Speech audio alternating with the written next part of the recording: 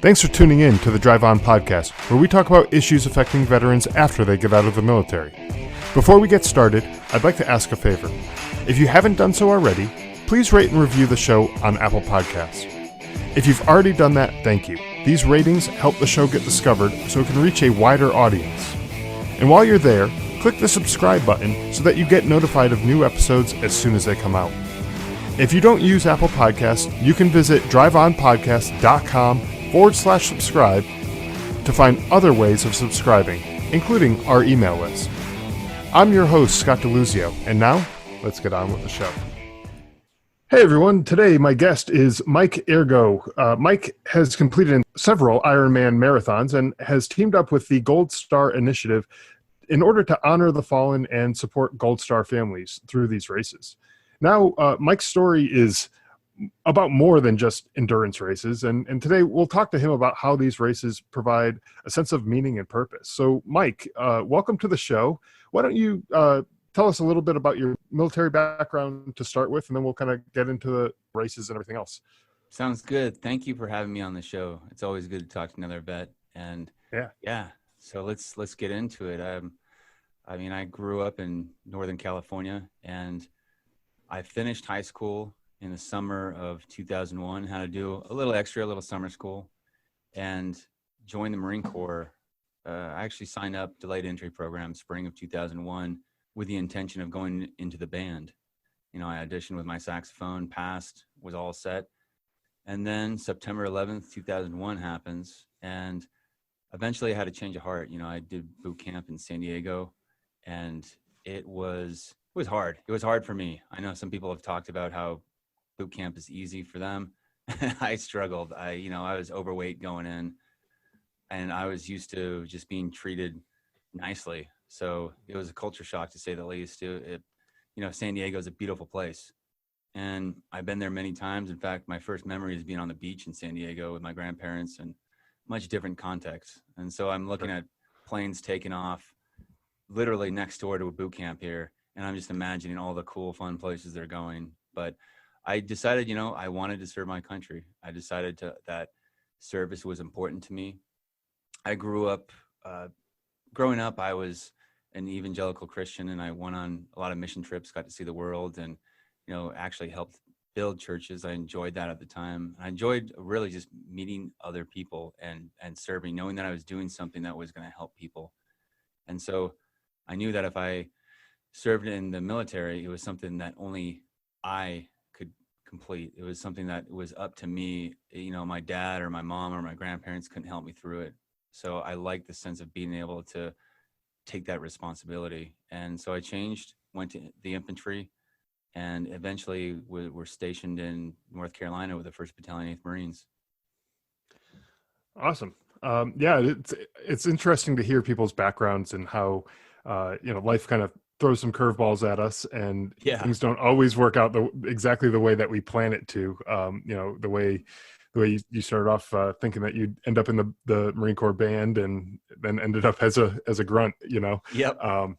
I was in the band in high school, and I played saxophone as well for a number of years, and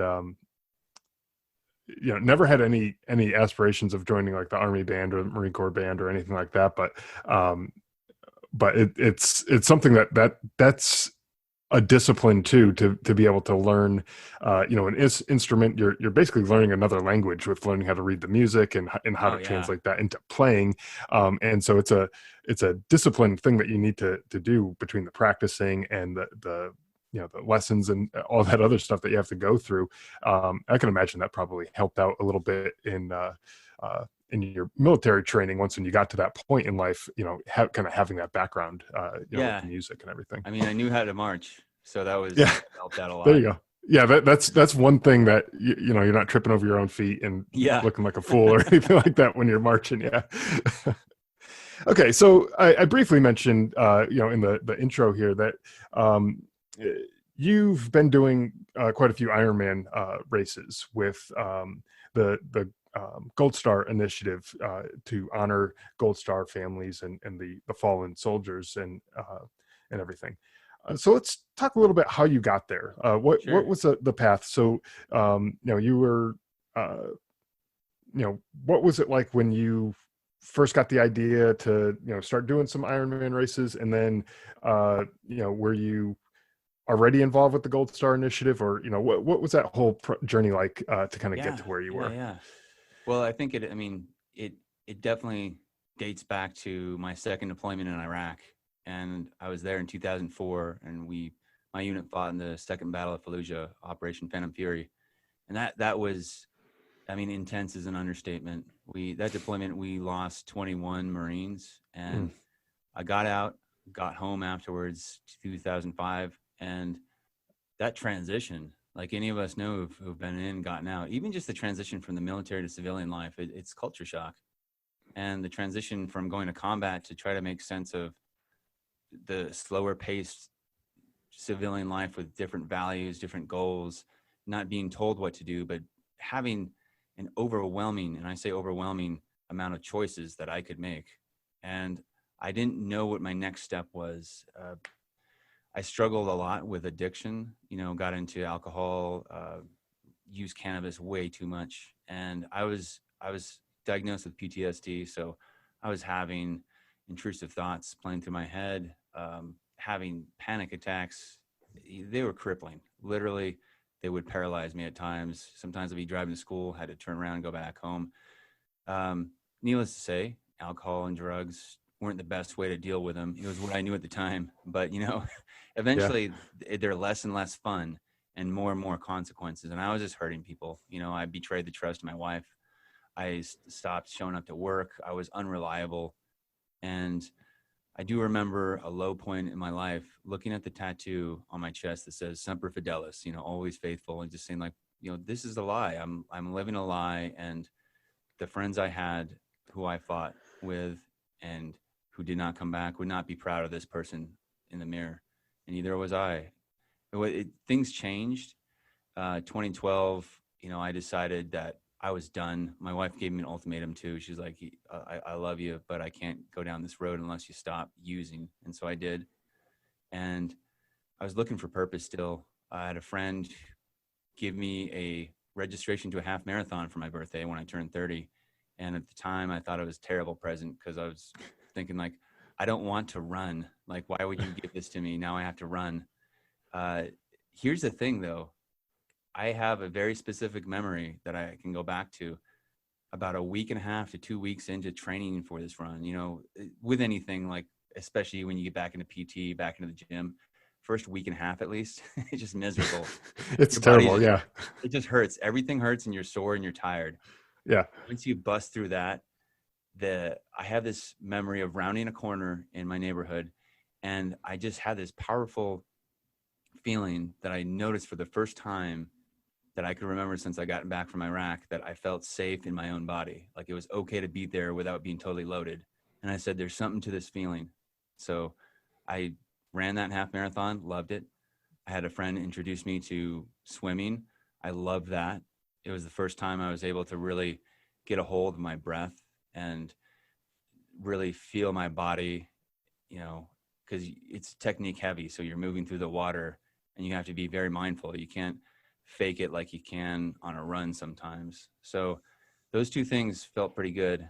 Fast forward to, that was 2012. Fast forward to 2014, I am on the big island of Hawaii. And I happen, coincidentally, I guess, to be there the same weekend as the Ironman World Championship. And I'm watching these athletes run around, get prepared for this thing. And there's just this huge contagious buzz, this exciting, feel good, celebratory buzz of just vitality and life. And first it scared me. And then it made me angry because I was like, why would people want to do this? I'm looking at these distances for an Ironman triathlon. It's a 2.4 mile swim, a 112-mile bike ride directly after the swim. And then directly after that, a marathon, 26.2-mile run in the Hawaiian sun, so Right. I'm thinking, why are people doing this? But at that point, I had developed a different relationship with fear. At first, fear would paralyze me and I'd crawl into a bottle. But what happened at that point is I learned to recognize that within fear, there's also excitement. And, I'm not talking about you're getting chased by a bear. That's that's fear. Like, hey, I don't want to die. That's Right. a well-founded fear. But the fear of taking a risk, like, asking that girl out, or taking a new job, or doing something you always wanted to do, but it's kind of scary. And so it was that kind of But fear. there's something to that too, where there's the potential for a great reward on the Yeah. other end of that. Like you said, like asking that girl out, she might say no, right? But she also might say yes, and that's pretty Uh-huh. exciting right there. Yeah. Or applying for that job or college or something that might be a little bit of a stretch out of your comfort zone. You might not get the job, or you might not get into that school, but you also might, and that's pretty exciting. It is. So Yes. yeah. There's a part of it where your heart is just telling you there's something here. If you have the guts, if you have the heart to take it on and risk failing. And I Right. said, I'm willing to risk failing. I didn't know why, but I knew that triathlon was my next step. And because it was a deeper knowing, it was a bodily knowing. And so I signed up for a half Ironman. So it's half all the distances of that. I didn't want to jump in Yeah, right. completely full fledged, because I mean, Baby it's steps, right?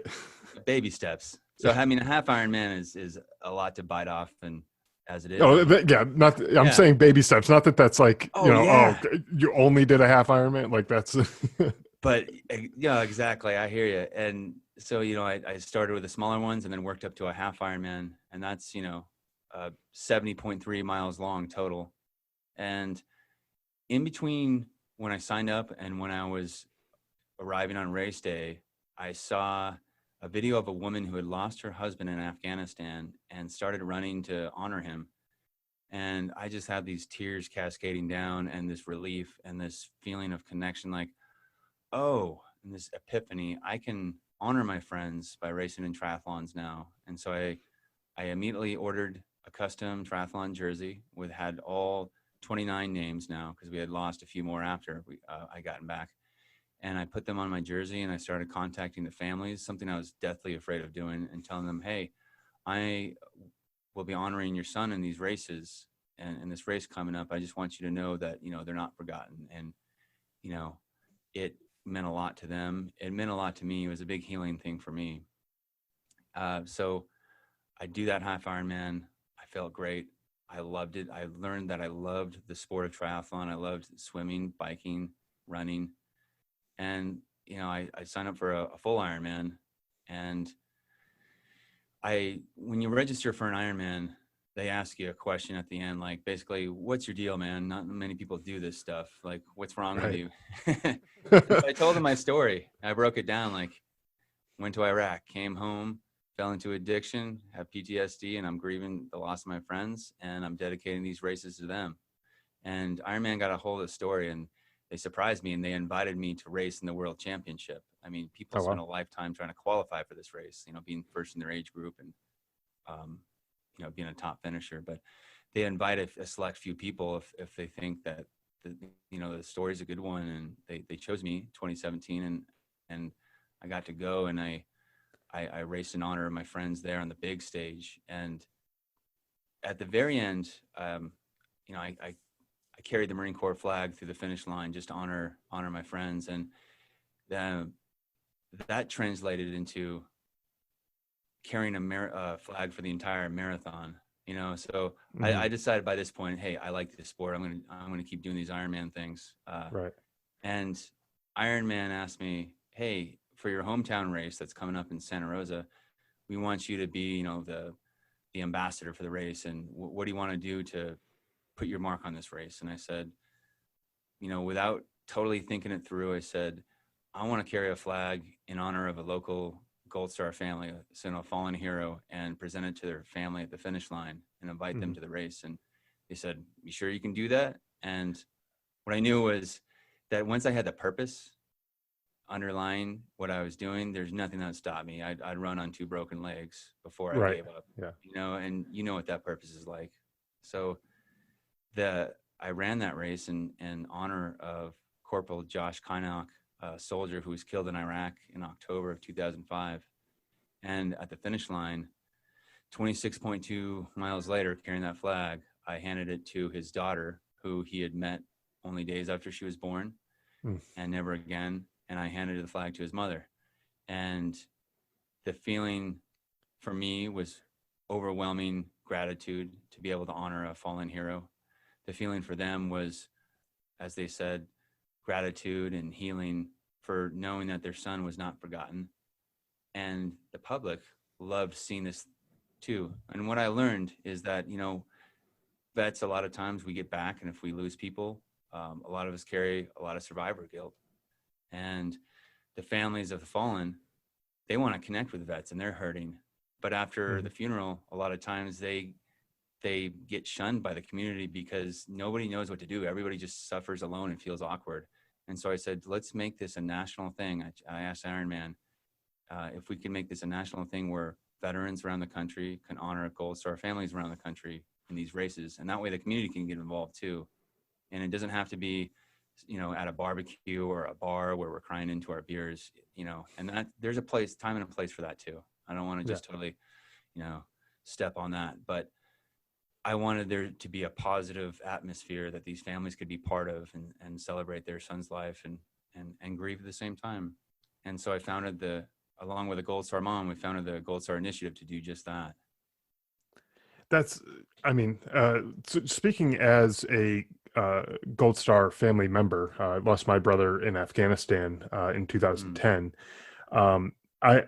I can basically echo that sentiment that those Gold Star families were basically saying to you, in that we appreciate knowing that the memory of the fallen soldiers are not forgotten, that someone is there still thinking of them and remembering them, and to that point, I think so you had shared with me a YouTube video that kind of talked a little bit about the races and stuff that you were doing here, a little bit about your story, but in that video you shared that one of these Gold Star mothers feared that someday she wouldn't be able to talk about her son anymore because no one would want to hear about him. And to be honest, that got me a little pissed off. Not at you or anyone in particular, but to think that someday someone might say, enough, I don't want to hear about your son anymore.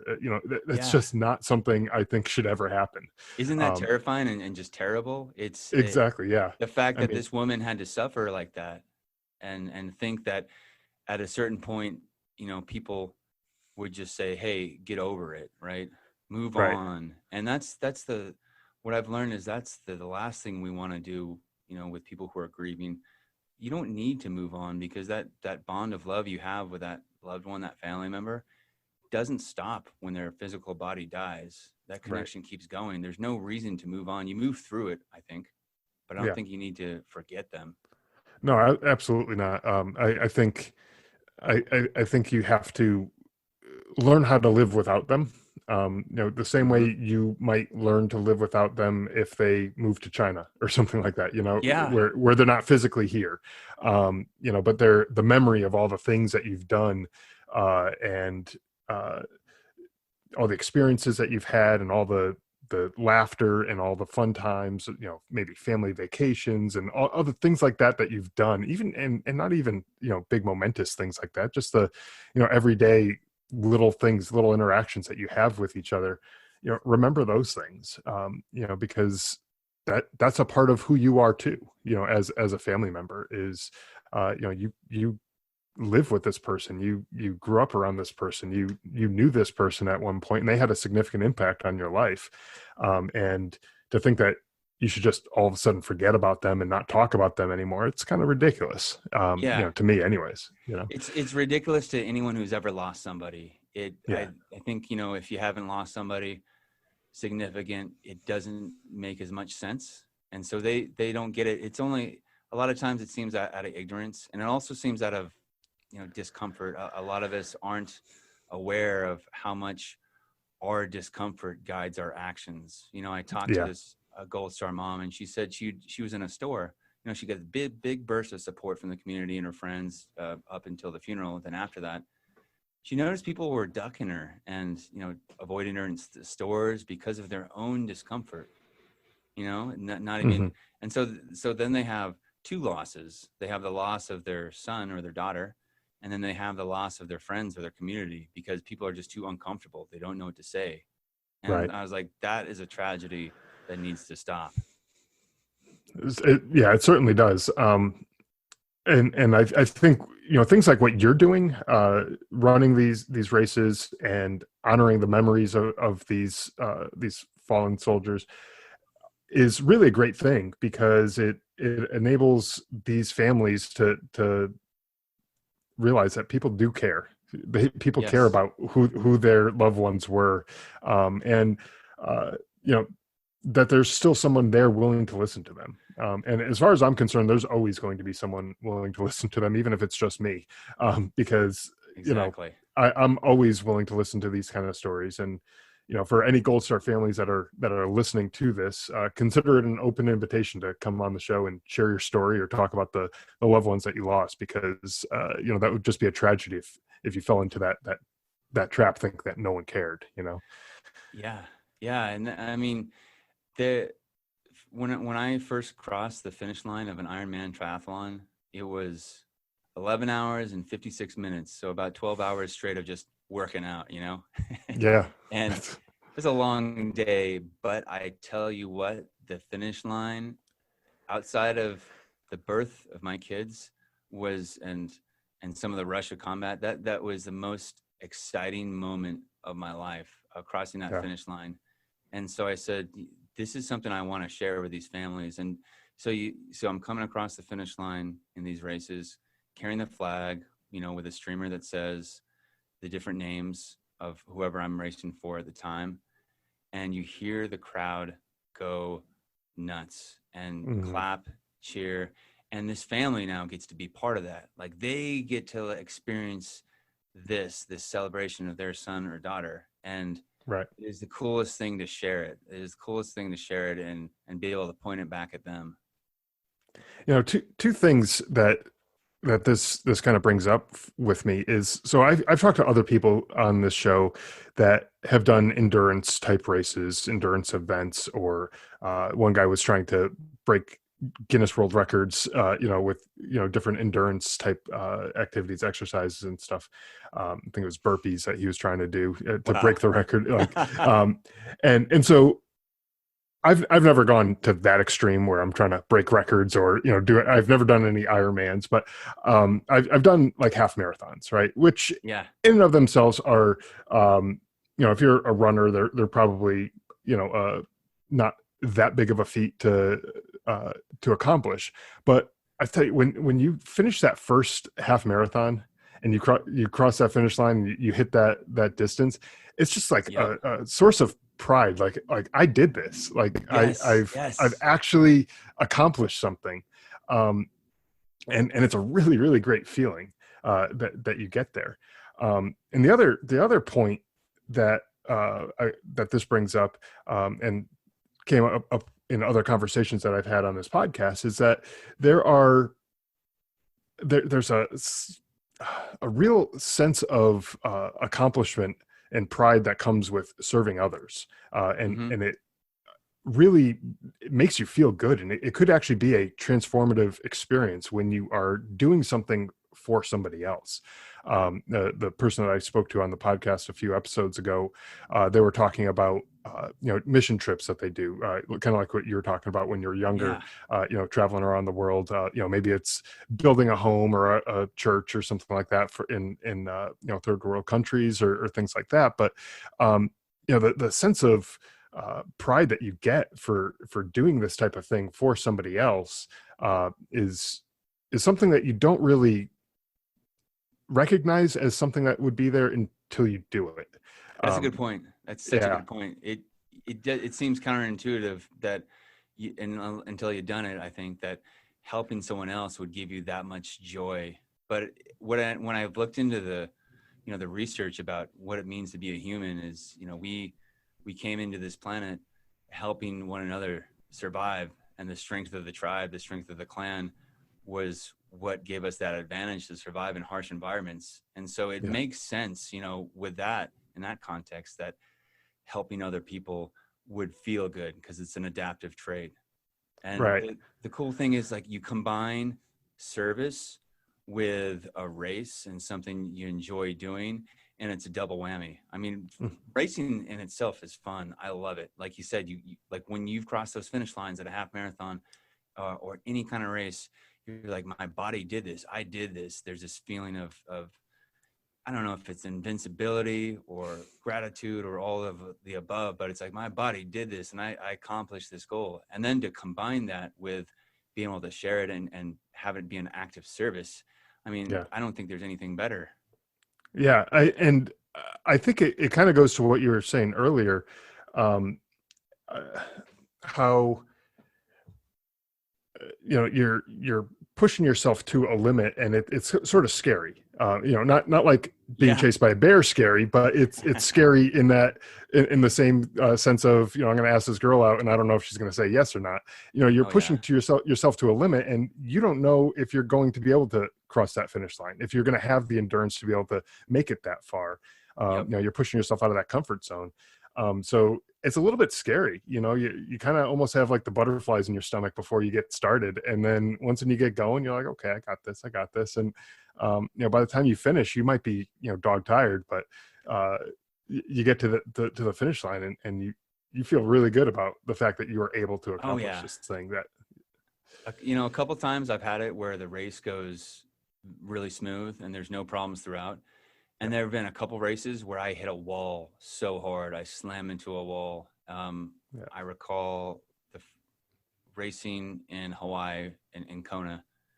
And by the time I got to the run, that my energy was sapped. I could feel a headache coming on. I was like, great, I'm dehydrated if I have a headache. And yeah, I'm getting, the race, the first part is beautiful, scenic, of the run. You're running near the beaches, tons of people clapping, cheering, loudspeakers, music, cowbells, everything, people in costumes dancing. And then you head out through the lava fields. And if you're like me, it gets dark because, it takes, 12, 13 hours. So it gets dark, no more people clapping, and you just hear your own breath and your footsteps trotting along. And right. my body was hurting so bad. And it was times like that, you got to dig deep and connect to that purpose. I think if I didn't have the purpose, I would have been tempted even more to quit. But Yeah, it's, even though, like carrying the flag now is an added weight and you have the drag, especially if it's a lot of wind. But even though that's there, for me, I'm someone who needs a huge purpose to be able to do something. Otherwise, I'm lazy. Like if it comes down to it, if I don't have to work out, I'm not going to work out.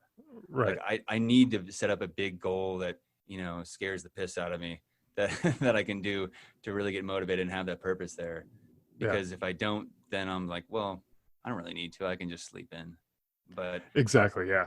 And I think having that goal really helps to motivate you, because when you think about it, especially things like what you're doing, honoring these fallen soldiers, they they gave it their all. exactly. They kept going until they literally couldn't go anymore.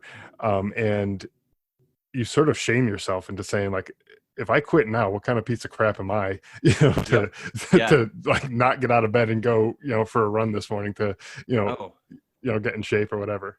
and it helped me even yesterday, even during training sessions. I'm looking at my laptop and I have the Gold Star Initiative logo on there with the Ironman logo intertwined, and we're doing these really hard sprints. And like at one point, we're doing max effort for 10 minutes. And that was, I mean, for me, that's brutal. That's 10 Yeah. minutes as fast as I can go. That's a long ass 10 minutes. Yeah. It doesn't seem like a long time, but when you're doing your 100%, like, that's Yeah. hard. Oh You yeah, know? even 2 minutes is a long time if you're like in a boxing ring. I remember getting my Yeah. face punched in college and thinking like, man, we've only done 30 seconds. This is gonna be a long 2 minutes. So, but I'm connecting to that purpose. I think just like you said, you put it perfectly. They gave it their all. I can dig a little deeper. I can do this. And I think what it comes down to is, can I be okay with the fact that there's discomfort here? And Yeah. that has been the healing process for me, because what I discover in a lot of these races and why it's a healing experience is that first there's numbness, especially when I was using, And then underneath that, there's anger. And underneath the anger is hurt, sadness, fear. And underneath that, if I can dig through that, through the trauma and the grief, then I can break into the joy of connection to everything, everyone around me, the purpose of living, the purpose of being right here in this moment. It takes a while, but when I finally stop resisting the discomfort and let myself just be there, it usually happens in the run. And I'm like, I'm here I am right now. And it's a completely transformative experience. But I mean, for me, I'm thick-skulled, dude. I need like an iron. Some people can meditate for a little bit and get there. I need to work out for 12 hours before like my brain, let that sink in. Well, it's a good thing that there's these races out there that you can do that in. Right, where I paid to suffer. Yeah. Well, see, that's maybe the difference between people like yourself and me. I like, if I'm going to go and do a half marathon, I'm going to go find like 13.1 miles of street that I can just go run on, and I'll just go do it myself. I'm not going to go pay to suffer. I'm just going to go suffer in my own misery and like just be done with it. Then if I like, don't do it and I don't finish it, it's just me that I'm letting down. I'm not like, there's no one else there.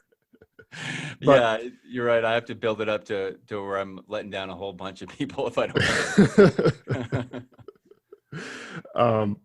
So what kind of advice might you have for someone who's struggling to find their purpose or their meaning? Does everyone have to go run an Ironman, or is there like other things that people could do, to find some sort of purpose or meaning to serve other people or that type of thing?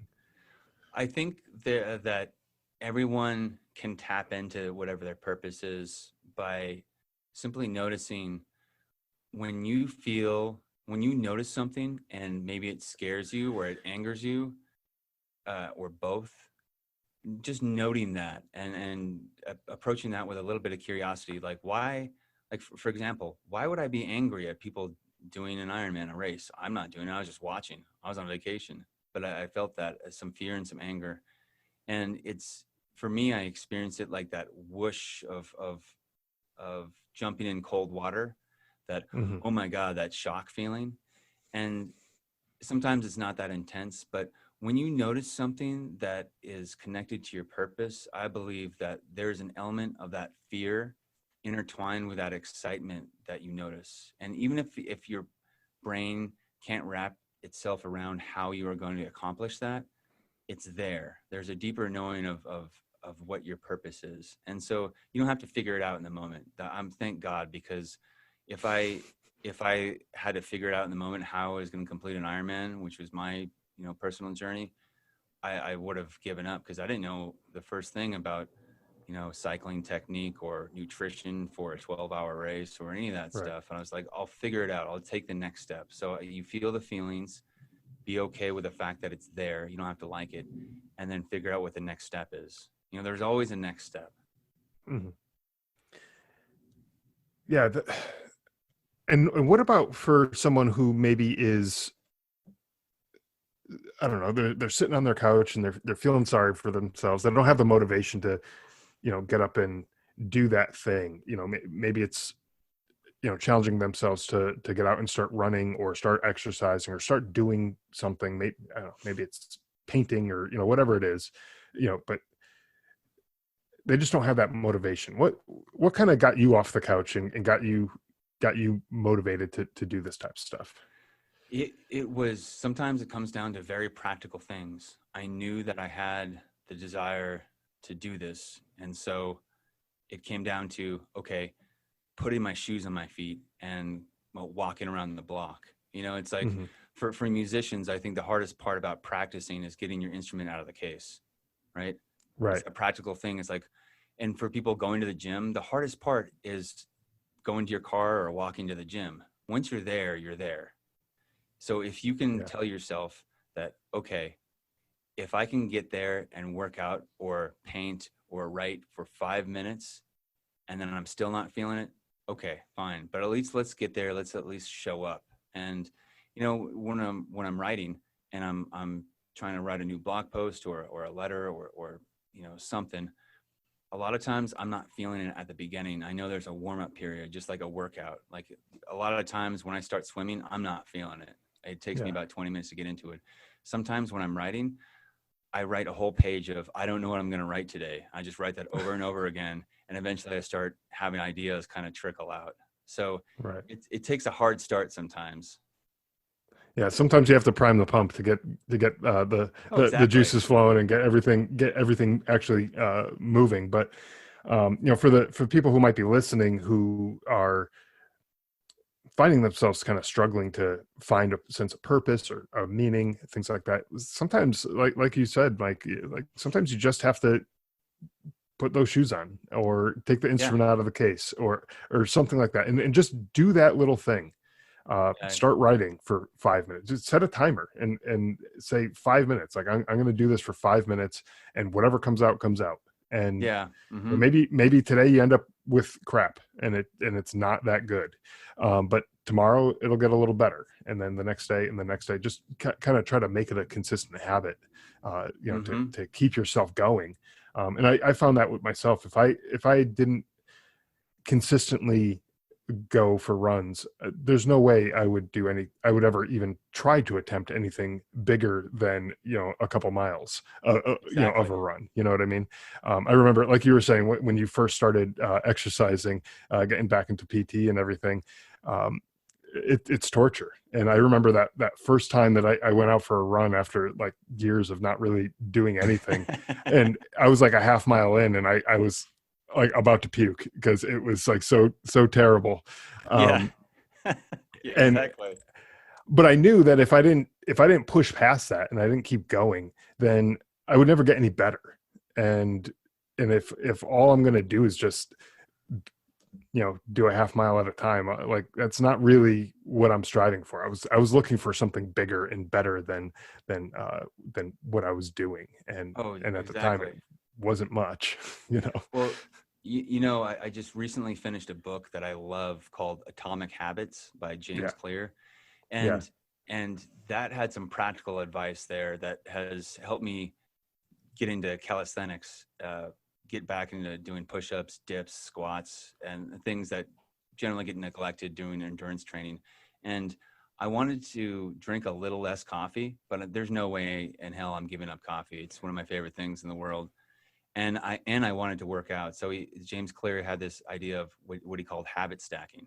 So now every time I pour myself a cup of coffee, I bang out 30 push-ups. And it should be something you do that's just enough to where it's doable in the moment. It's not something that's going to be an all or nothing. Like I'm not going to go run for half an hour every time I want a cup of coffee. There's no way I'm going to do that. But it's something that I'm willing to put up with. I started with 20. Now I'm up to 30. So it's a way of pairing a new habit you want to incorporate with an old habit. And there's another big thing that I think holds us back, and I didn't mention it until now, and it's embarrassment. And being embarrassed of failing. As long as we're held captive to the idea that we can't do something if there's a risk of being embarrassed, we are not going to grow at all. Like I showed up to learn how to swim as a grown man, and I'm going into the parking lot, walking through the parking lot to this swim center to where I'm supposed to learn how to swim as an adult. And I passed not one, but 2 U.S. Olympic license plates, of these people that I'm supposed to be swimming on the same team with. And so many doubts creeping in my head of what the hell am I doing here? I don't belong here. I don't belong here. I don't belong here. Yeah. I said, you know what? I'll be embarrassed. I'll show up and just do it anyways. Exactly. And I've talked about that in imposter syndrome before, where you feel like you don't belong here. Like all these people who, people have been swimming since they were, 2 years old, probably still wearing diapers or something, and they can swim laps around you, and they're, better than, most of the people in the world, in terms of their swimming abilities. And then here you are, like, I guess I'm going to try to figure this out kind of thing, you get that imposter syndrome, but at the same time, who cares? Like, who cares how good somebody else? There's always going to be someone better than you. And no matter what you're trying to do, you're never going to be the best at everything that you try to do. And so just kind of accept that, That's the I'm thing. not, Yeah. I'm not a great swimmer. I mean, I could swim, but I'm not an Olympic swimmer. I'm no Michael Phelps, and Yeah. I'm not going to be, competing in any races and winning anything unless it's people with no arms or something like that. Yeah, maybe I'd be able to Exactly. beat them, but like I'm not going to be able to beat Michael Phelps, and I get that. But I think we all need to understand that uh, we're not the best at everything, and it's okay. We just have to It's okay. suck that Yeah. up and deal with it. Like try to compete with yourself. Be better than what you were yesterday or the day before, and try to just get better at who you are, being you. Yeah. It's amazing what you can accomplish when you're willing to put up with a little bit of embarrassment. Like if you're Exactly. Yeah. willing to be humble and willing to have, what the Buddhists call beginner mind, and learn something from the start. And you're right. I was watching kids swim faster than me. I was watching 70-year-olds swim faster than me. I was Right. watching people who are obese swim faster than me. And I'm just thinking, do I belong here? Well, you know what? I do, because I'm going to stay here and keep swimming. That's Yeah. why I belong here. Yeah, and quite frankly, you belong there because that's what you want to do. You want to Yeah. get better at swimming, and if you're not in a pool, you're not going to get better. So Yep. that was your objective, and if you were to just pack it up and walk away because somebody else was better than you, it doesn't matter if they were 7-year-olds or 70-year-olds. It doesn't matter. If you packed it up, you wouldn't have gotten better, and that was ultimately what your objective was. And Oh so, yeah. um, yeah, so it looks like, man, this when we have these conversations on this show, I'm just amazed at how fast time flies by. It does, isn't it? When the conversation's good. Yeah, these conversations are awesome though, and I really enjoy it. Is there anything else that you wanted to offer in terms of advice or anything like that to someone who might be struggling to find their sense of meaning or purpose, or anything else that you wanted to talk about the Gold Star Initiative and the Ironman partnership that you have going on? Yeah, a couple things. Those who are interested in being a veteran athlete, or Gold Star families who would like their loved one recognized and to be part of the race that way. I will, maybe we can put the link in the show notes of the Ironman Foundation's Gold Star Initiative page where people can apply. Obviously, things are on hold right now with this whole COVID-19 thing. So, a lot of races have been postponed and canceled. You know what? We still have these races next year, if nothing else.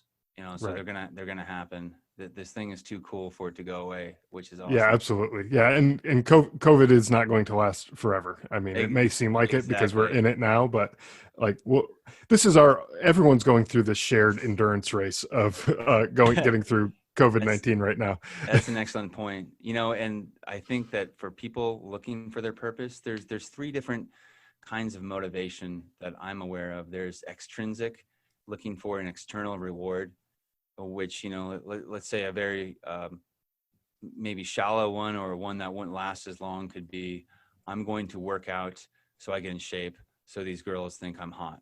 Okay, that gets you far. That can get you far sometimes, but when it gets really hard, we're going to let go of that. There's the intrinsic motivation of, hey, I want to do this because it's important for me, to having this sense of accomplishment. I want to race this race or get in shape because I know I will feel better and I'll be proud of that. That'll get you a lot farther. What will get you the farthest is something that's called pro-social. And it is knowing that what you are doing is going to benefit somebody else. And so, like, that feeling you get when you serve somebody else and you give them something, or you build them something, or you help them, when your motivation and your purpose is tied up in doing something that will benefit someone else, you will become unstoppable. And that's the only way I can get through what I'm doing, Hmm. because I'm not a natural athlete. I don't have the same kind of maybe genetics or athletic intelligence as a lot of people I share the starting line with, but the advantage is I have the connection to purpose. I've been blessed and gifted with that. So when you find something that is going to benefit something else, even if it's dedicating a workout to your grandma, Right. that's going to help push you through. Right. Yeah, exactly. And I do, I do a half marathon every Memorial Day weekend and the weekend before Veterans Day. And I always do that with the thought in mind of kind of like what you just said is I'm doing this, on Memorial Day. I'm doing this Hmm. for the fallen, to honor them. On Veterans Day, I'm doing this for the vets, and Yep. I'm doing it, and that's my purpose, and I do it for that. And it just makes me feel good that I'm doing that. And when it gets tough, one year Memorial Day weekend, I pulled the muscle in my leg after like the first mile or two of this half Oh marathon, yeah, that and I was makes it like, a oh long shit. run. I was like, this is going to be terrible. But I was like, but I'm also not going to quit, because of what I'm doing this for. And I kept going, and I finished. Um, in pain, but I finished. You know what I Yeah. mean? But it I would not have finished it. I would have called it quits if I was doing it for any other reason. If I was doing it for any of those other kind of motivations, if it wasn't for, doing it for someone else. Oh yeah. Um, There, you know. sometimes you got to grasp at straws too, of find some kind of meaning of a reason to keep going. I Yeah. remember a race and it was in Hawaii. My legs were hurting so badly. I was just in the ultimate pain. I remember thinking, this is the hardest thing I've done since being in combat. And my legs were hurting so bad. And I'm like, I'm in a dark place. I'm in a dark mindset. Everything is dark, including, the sun had gone down. So it was physically dark. And Right. I'm thinking, there's got to be something, some kind of straw I can grasp on, some kind of little finger hold that I can get on this rock wall of no motivation. And I thought, okay, my legs hurt. That's my one thought. And I said, okay, that means I have legs. That means I'm alive. Hell yeah, I'm alive. And then I Yeah. just, it was false motivation at first, which anyone who's ever served can tap into false motivation. You could tap into that hard. Yeah. Yeah, exactly. But sometimes that's what it takes. You grasp Yeah. at straws and you find something, and eventually, your mind can grasp onto that and you can believe it because it's true. It just takes a little while to feel it. Right. Exactly. Well, Mike, thank you again for joining us. This was a fun conversation to have, and really great stuff that you're doing. And again, I appreciate everything that you're doing as a Gold Star family member. Really appreciate all of this. Support that you're giving to the Gold Star family. So thank you, and thank you for joining us on the show. Yeah, thank you so much for having me. It was great talking with you, and it was great having this conversation. So hope to do it again sometime. All right, absolutely. Thanks. Thanks for listening to the Drive On Podcast. If you want to check out more episodes or learn more about the show, you can visit our website, driveonpodcast.com, or on Facebook, Twitter, and Instagram at Drive On Podcast.